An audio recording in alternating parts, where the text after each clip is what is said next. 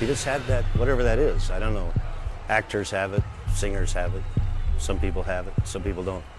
Most people don't. He had a lot of it. He was the benchmark that we all tried to, measure ourselves against. He was so ferociously competitive in his sport.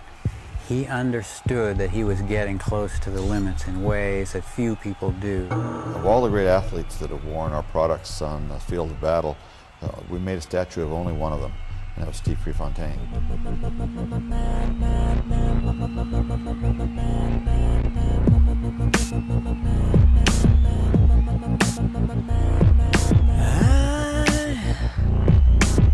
I can't get these memories out of my mind, and some kind of madness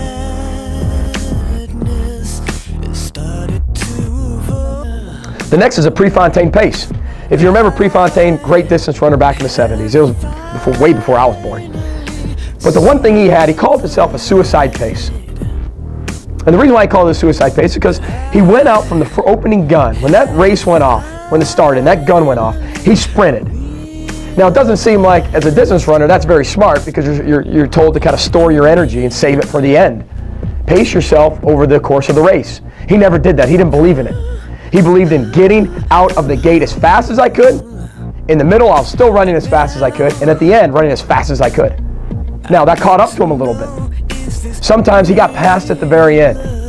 Sometimes he'd be a lap or two ahead and he'd still get passed. But sometimes he'd be a lap or two ahead, and then the next lap, he'd be 4 laps ahead. And the next time, 5 laps ahead. And he'd extend it. But he could always live with himself, win or lose. He could live with himself because he gave everything he could on every single rep, every single race, every single step, every stride. There was nothing else he had when he crossed the tape. And there were some days that was good enough, and there were some days that wasn't good enough. But it's always done at an urgent level. That good enough will be always good enough.